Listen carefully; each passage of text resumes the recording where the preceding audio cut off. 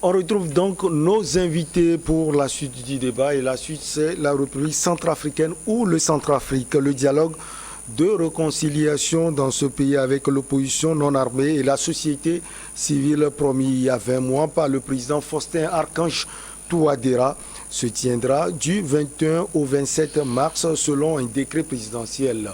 Alors, Luc Kamako, ça c'est le dialogue avec l'opposition non armée. On peut se poser la première question, et l'opposition armée, elle est à quel niveau? Oui, peut-être qu'à l'ouverture du dialogue, on saura. Peut-être que ça. L'opposition armée est exclue. Pour le moment, on ne saurait le dire, mais ce qu'il faut retenir, c'est que ça fait très longtemps que ce dialogue-là est réclamé par les acteurs politiques, que ce soit les groupes armés ou bien les opposants, la société civile. Et donc, de l'autre côté de la République centrafricaine, les gens peuvent se réjouir. Ils vont peut-être dire, ouf, enfin, on l'a. Ça doit être un ouf de soulagement. D'autres diront que la fumée blanche en fait sortir. Maintenant, comme tu l'as dit, les acteurs qui y participent, on parle de groupes armés, mais des opposants, bien évidemment. Mais quand on sait qu'aujourd'hui, le vrai problème de cet État-là, de ce pays-là, c'est pas l'opposition, c'est plutôt les groupes armés qui ont élu domicile là-bas depuis la chute de François Bozizé. Donc, il faut voir maintenant le format que prendra le dialogue. On ne sait pas pour le moment. Maintenant, le timing. Vous avez parlé de 7 jours. Et on nous annonce que 450 acteurs vont y participer. Donc je me demande, est-ce que 7 jours suffiront pour justement vider tous les consensus? Est-ce que 7 jours vont suffire pour aplanir toutes les divergences dans un État qui est en crise depuis 2013? C'est la grosse interrogation. Est-ce qu'on n'est pas en train d'aller dans une sorte de rapistolage? Il faut qu'à un moment donné, on s'asseye, parce que le vrai problème là-bas, en RCA, c'est aussi l'absence d'un dialogue franc et sincère entre le pouvoir et l'opposition depuis des années. Donc c'est pour ça, moi je suis d'accord. Je suis d'avis de ceux-là qui pensent que la crise centrafricaine s'explique par l'échec des efforts de démocratisation depuis la chute de Bokassa, de Jean Bédel Bokassa, voilà. Et donc sa chute qui a provoqué la prolifération des armes et des groupes armés. Et donc tout cela aujourd'hui réuni, je me demande si est-ce qu'avec seulement 7 jours, on va pouvoir arriver à planifier toutes ces divergences. Donc c'est pour ça que je dis que le dialogue projet, il est faussé d'avance. Je ne vais pas être dans la posture de l'oiseau de mauvais augure. Mais quand vous analysez bien la situation, je suis tenté de vous dire que Touadéra n'est pas animé d'une bonne foi. Nous avons eu la chance à New World TV de recevoir en direct de Paris Martin Ziguélé, qui est considéré comme un pro-français. Il a été clair, quand on veut tuer son chien, on l'accuse de rage. On a visiblement compris, Sana Sadio, que ce n'est pas le grand amour entre le président Faustin Archange Touadéra et l'opposition, même non armée. Alors, quel impact ce dialogue peut avoir sur la vie politique de ce pays? Je suis sûr que vous vouliez dire plutôt que Martin Ziguélé, il était sur ce plateau le dimanche. Et puisque j'ai suivi l'émission et j'ai été beaucoup édifié, de l'explication qu'il a donnée de la situation du Centrafrique. Parce qu'il a bien et clairement établi que le problème du Centrafrique vient du fait que Bokassa a décousu l'État. C'est-à-dire toutes les institutions de l'État, il les a dissous et tout s'est concentré sur sa personne. Donc à partir de ce moment-là, les pouvoirs successifs qui sont venus n'ont pas su vraiment construire un autre État. Parce que, tel qu'il a expliqué, déjà, il prend le pouvoir. Quand il était plutôt Premier ministre, 3 mois après, il y a la dévaluation. Avec tout ce que nous connaissons comme effet d'entraînement négatif, les tensions sociales, etc., etc. Cette situation s'est envenimée avec le coup d'État que, je crois, Michel Djotodia fait à Bozizé. Bozizé aujourd'hui, et c'est ça aussi ce que moi je n'arrive pas à comprendre, Bozizé qui se trouve être au Tchad aujourd'hui et à qui on attribue la paternité de ces mouvements armés. Et c'est là, moi, je ne comprends pas une chose. Comment un pays, le Centrafrique, qui est déstabilisé par les groupes armés, qui prennent les armes contre l'autorité centrale, et on retrouve celui qui coordonne ces mouvements-là être dans un pays frontal, pays voisin. Moi, je pense que c'est inadmissible. Je ne sais pas comment. Il dit que ça vient en danger. Il est au Tchad. Non, moi, c'est ce qu'il avance. Je vous parle d'un constat. Et ce constat-là illustre encore une fois l'hypocrisie de ce que nous avons l'habitude d'appeler la communauté internationale. Vous avez par exemple, c'est un autre exemple que je vais donner, vous avez un État, le Centrafrique, qui est en proie à l'insécurité en vertu de la force des armes contre des groupes armés. À cet État, le Centrafrique, on le met sous embargo des armes. Alors que des gens ont des ramifications, des rebelles, au Soudan, dans des pays voisins pour s'armer, on interdit à cet État-là de s'armer. On peut dire au Tchad. C'est ce qui a poussé l'Assemblée nationale à voter une loi pour solliciter la Russie de manière officielle. C'est ça en fait le réel enjeu. Comment est-ce que l'Union africaine peut cautionner ce genre de pratique? Vous imaginez qu'on nous dise, par exemple, je ne le souhaite pas, que le Togo est en guerre contre des gens qui prennent des armes. Et on interdit au Togo de s'armer. Alors qu'il y a un pays qui fournit ses rebelles contre le Togo. Ben justement, moi je pense que ces assises sont nécessaires. Sont nécessaires pour que... Je pense que c'est dans une première approche de trouver un consensus sur la situation du pays entre des acteurs républicains. Si vous avez pu suivre M. Martin Ziguélé, j'estime que c'est un républicain. Vous voyez dans ses propos qu'il est un homme vraiment attaché à la République et qu'il est contre ces prises d'armes, etc.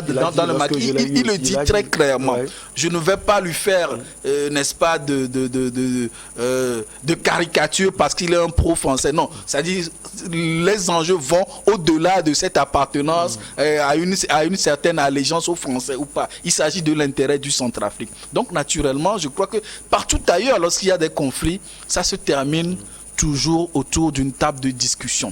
Mais encore une fois, je remarque que nous avons une institution panafricaine dite l'Union africaine qui n'est pas en mesure de déployer une force offensive.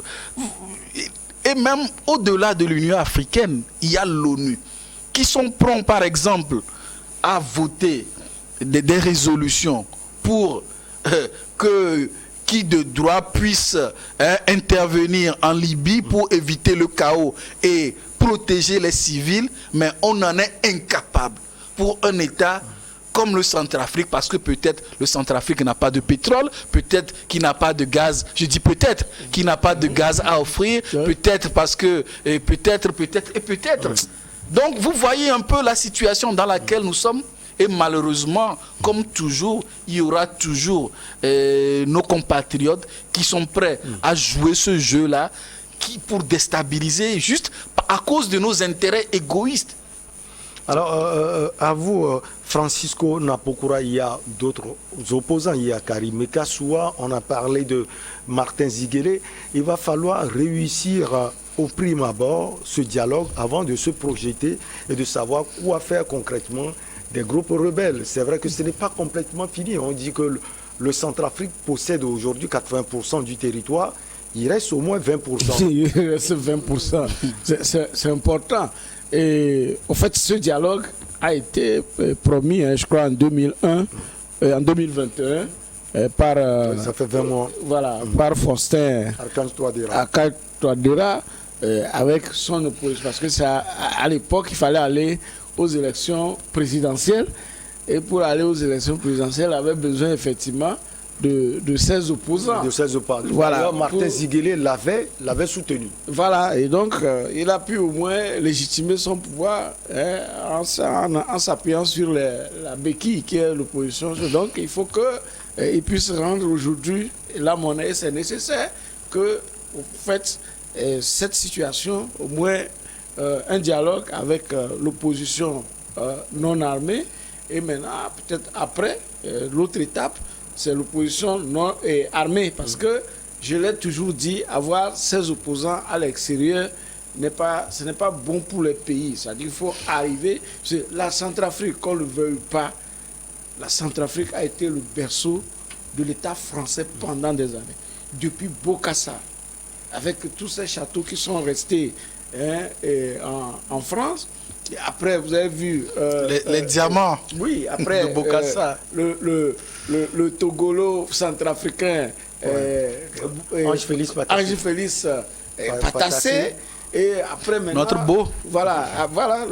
Après maintenant, tout ce qui a suivi comme président, tantôt, c'est quand les intérêts de l'État français sont en jeu. C'est-à-dire que les gens ne veulent pas qu'on parle de l'État français comme un catalyseur, sinon ce qui crée le désordre dans ces pays. Quand vous voyez le fonctionnement du Centrafrique, c'est parce qu'à un moment donné, un tel président ne répond plus aux intérêts de la métropole. Donc, il faut le pousser dehors. On le pousse dehors, puisque ça va même s'étonner tout à l'heure que comment est-ce qu'un Bozizé va se retrouver au Tchad. Mais il faut voir le Tchad. Comment est-ce que Déby Fils a été intronisé? Par qui? Par la France. Vrai ou faux? Par l'État français qui l'a installé. Je ne saurais le dire. Et l'Union africaine dont on parle n'a pu rien dire. On va dire que l'Union africaine l'a intronisé, la France l'a suivi plus tard. Voilà, parce que c'est mieux. Ainsi on l'a intronisé, c'est parce qu'on a prévu que les rebelles centrafricains vont finalement se retrouver là-bas. Parce que l'ennemi russe, ou bien le concurrent russe, est arrivé. Donc, et ça a permis, voilà, quand vous voyez les résultats aujourd'hui au niveau du Centrafrique en termes de sécurité, et qu'on est passé de 80% du territoire, on est parti de 20%, 20% à 80%. À 80%. Même si on dénonce des exactions. Des exactions, mais on a mis c'est un résultat positif. Très efficace. Très efficace. Et c'est ce dont aspirent les autres pays aujourd'hui qui signent avec, comment vous l'appelez, avec la Russie. Si la stratégie chinoise aussi avait été une stratégie d'aller en guerre, peut-être qu'aujourd'hui, on aurait eu cette instabilité. Parce que c'est pratiquement la Turquie et la Russie qui arrivent à intervenir. Vous avez vu la dernière fois au Kenya, c'était la Turquie finalement et même la Chine qui avaient fourni les moyens pour repousser les rebelles. Donc voilà le cliché. Tant que l'Occident ne va pas laisser nos pays tranquilles, et ils ont les moyens de pouvoir même prendre celui qui est illégitime pour mettre à la tête du pays, celui qui est à les voix minoritaires et pour aider à l'imposer. Et donc, ces trucs de troubles et de crises seront perpétuels et nous ne serons avancés. Donc, il est important pour chaque pays de faire le dialogue. Il y a aussi le cas du Tchad là-bas, dont le dialogue a commencé à Doha, au Qatar, où on voit un groupe rebelle qui appelle l'État tchadien présentement de jeunes. Vous savez, un des groupes rebelles appelle l'État tchadien actuel, vous qui êtes rebelle par rapport à un État. Donc, les mêmes dialogues doivent se poursuivre partout. Même là où il y a le terrorisme, en temps on a su qu'au niveau du Burkina, il y avait une intention, même au niveau du Mali, il y avait une intention que les gens voulaient négocier, faire des pourparlers avec les groupes rebelles. Oui. Mais quelque part... La coordination des mouvements de l'Azawad. Donc il faut y arriver pour pacifier nos pays et mettre en valeur la terre. Non seulement mettre en valeur la terre, mais lorsque la sécurité viendra, les ressources minières qui sont exploitées de façon anarchique par ceux qui nous aide à mettre du bordel, de l'insécurité. Donc, ces ressources-là peuvent profiter, n'est-ce pas, à financer le développement de nos pays. Sinon, dans ces conditions insécuritaires, on ne peut jamais y arriver. La petite pause s'impose et on revient pour la suite avec vous.